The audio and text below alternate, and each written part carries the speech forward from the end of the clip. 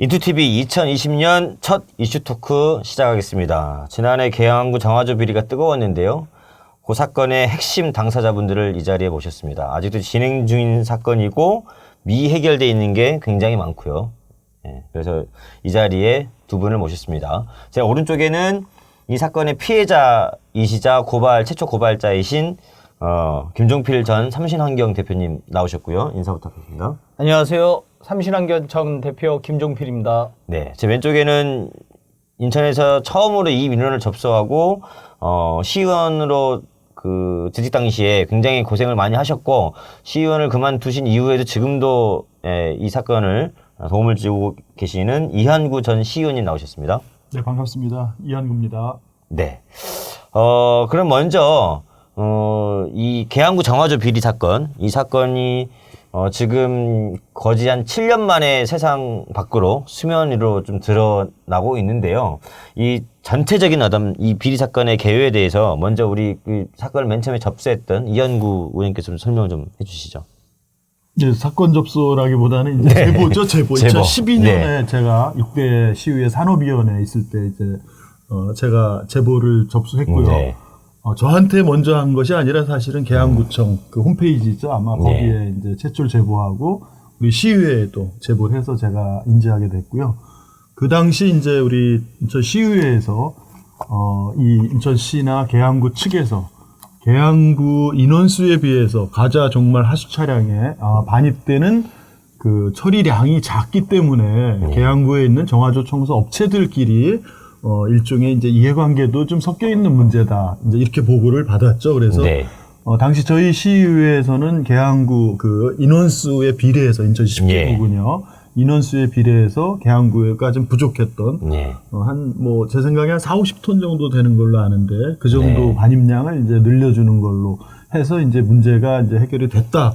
이렇게 보고를 받고 이제 저는 문제 없다는 보고를 받고 이제 그렇죠. 그 이후에 사실 이 자리에 옆에 있지만은 그 민원 내고 그 이후에 한 4년 지났나요? 2016년 말경인가 계양구의 행사 때마다 1인 시위를 우리 구청 앞에서 1인 시위 하시고 그래서 제가 거의 한 4년 만에 다시 그 사건이 해결되지 않고 그 사이에 많은 민사 형사 피해를 보고 사업자까지 취소당했다는 억울함을 이제 호소를 듣고 제가 7대회의죠 그때부터 이제 다시 관심을 갖기 시작했습니다.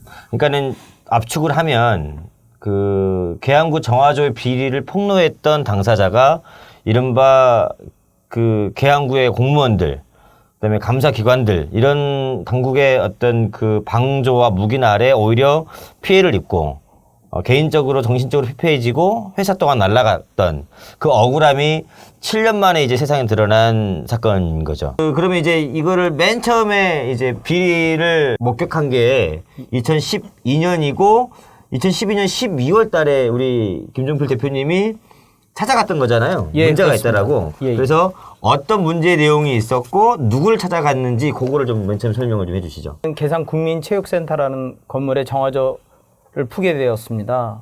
그랬더니 저희 업체에서 정확히 청소 방법에 의해서 정화조를 푸니까 약 58톤 정도 분유량을 수거해서 처리를 했는데 기존의 업체들은 약 70톤을 해마다 정화조 양이 나와서 이상해서 그 인천시 시설관리공단 계산국민체육센터 담당자로부터 관련 서류를 보고 이상해서 관련 내용을 계양구청 담당자와 환경과 오수관리팀 담당 팀장과 과장님한테 말씀을 드렸습니다. 감사실에도 갔다고요? 예, 그렇습니다. 그러면 한 12톤 정도의 갭이 차이가 있는 건데 그렇다고 한다면은 뭐 대표님이 덜 뽑았거나 아니면 다른 업체들이 실제 처리하는 것보다 더 많이 허위로 부풀렸거나 둘 중에 하나인 거지 않습니까? 그렇습니다.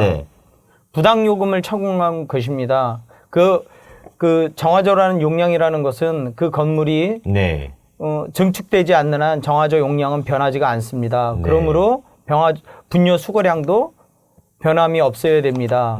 근데 뭐 약간의 차이는 있을 수 있으나 뭐 10톤 이상의 차이가 난다는 것은 그 양이 엄청난 거고 그로 인해서 그만큼의 혈세가 낭비되는 것입니다. 근데 이 계산국민체육센터뿐만 아니라 그럼 다른 데도 그런 그 사례가 있었던 거잖아요. 예. 계양구 병방동이라는 대지빌라 네. 분뇨를 수거해 보니 네. 제가 수거한 양보다 기존의 업체들은 약 적게는 1.5배에서 2배 이상의 분뇨를 네. 수거하여 예. 심각하다고 생각해서 예. 계양구청 과장과 팀장에게 이러한 사실을 문제 제기를 하였으나 예. 묵살하고 덮고 자기는 행정처분할 생각이 없으니까 네 마음대로 하라고 했습니다. 네, 네. 그러면 이제 이렇게 계양구에 정화조 업체가 몇 군데나 되는 거죠?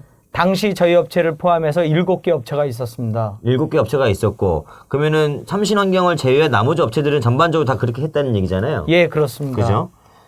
그러면 업체들끼리 어떤 담합 의혹도 있었던 거 아닙니까? 예, 맞습니다. 실질적으로 계양구의 A 업체는 예. A 업체와 B 업체, C 업체는 네. 한 사무실에 같은 직원이 예. 실질적인 한 회사가 되어 영업을 하고 있었고 네. A 업체가 영업을 해서 분뇨 청소 수주량을 확보해도 실제 일은 B 업체나 C 업체가 일을 하였으며 예. 영수증 또한 예. A 업체가 일을 하고 B 업체나 C 업체 명의로 영수증과 세금 계산서를 그러니까 발행했습니다. 일은 A 업체가 해놓고 제가 하고 네. 그거를 청구하는 업체는 또 다른 업체가 해서 받아갔다는 얘기예요? 예, 그렇습니다. A 업체에 근무하는 여자 사무원이 B 업체의 대표로 있으면서 3개 업체의 회계와 사무 업무를 보고 있었으며 예. 그 민원 접수 정화조를 청소해달라는 민원 접수를 A 업체 사무원이며 B 업체의 대표자로 있는 예. A라는 분이 근무를 하고 있었습니다. 예. B 업체의 대표는 실질적으로 A 업체의 사촌 형수이며 실제는 A 업체 대표가 3개 업체의 실질적인 사장이었습니다. 그럼 사실상 한 사람이 3개 업체를 운영한 거잖아요? 예, 그렇습니다. 그런 경우죠. 네. 이게 이제 2012년, 13년 초 당시에 이제 정황인 거지 않습니까? 네. 이런 비리를 폭로했던 거고, 개선을 해달라. 바로 잡아달라고 계양구 담당 부서, 환경과 오수관리팀, 예. 그리고 계양구 감사실, 예. 이런 데 요청을 했던 거잖아요. 예, 근데 다 그렇습니다. 묵살 당한 거고, 예, 그렇습니다. 오히려 이제 그 대치기를 당한 거지 않습니까? 반대로. 예, 예. 나중에. 결국에는 이제 그 업체들이 이제 대표님을 이제 허위 사실에 의한 명예훼손으로 고발을 하게 되는 거잖아요. 예, 그렇습니다. 그러면 이제 그 대표님이 주장했다라고 하는 것이 허위 사실이다. 예. 라고 하는 걸 입증을 해야 되잖아요. 예. 예? 계양구청이 그런 허위 사실을 확인해 주어서 그게 결정적인 단서가 돼서 저는 형사처벌을 받은 것입니다. 그러니까는 김종규 대표님이 폭로했던 예. 이런 그 각종 담합, 그 다음에 부당요금 청구, 예. 분뇨 부풀리기, 예. 그 다음에 이른바 뭐라 그러죠? 펌핑이라고 그러나요? 예, 분뇨 이적 행위를 이적행위라고 그러죠.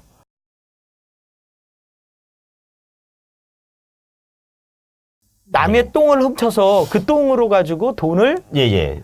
부당 요금을 청구한 것입니다. 네, 알겠습니다. 대표님 이제 이런 이제 비리를 폭로를 했고, 사실은 이게 나중에는 결국에는 이제 국무조정실 감사 보고서에 고스란히 다 사실로 이제 드러나는 거잖아요. 예, 그렇습니다. 그런데도 불구하고 우리 계양구 공무원들은 대표님의 주장이 허위 사실이다. 그걸 확인해 준 거잖아요. 예, 그래서 그렇습니다. 계양구의 그 확인서를 토대로 이 궁지에 몰렸던, 예, 그러니까 오히려 처벌을 받아야 되는 업체들이 대표님을 이제 명예훼손으로 고발한 거고, 결국에는 이제 징역 8월에 집행유예 2년, 예, 사회봉사 이제 80시간을 그런 받았습니다. 사건이 좀 갔었고요.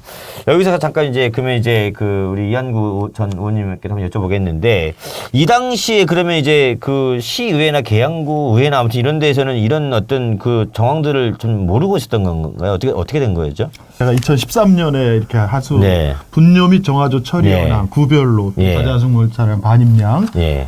그리고 우리 그 당시 제보자였던 이제 네. 바로 김종필 대표가 네.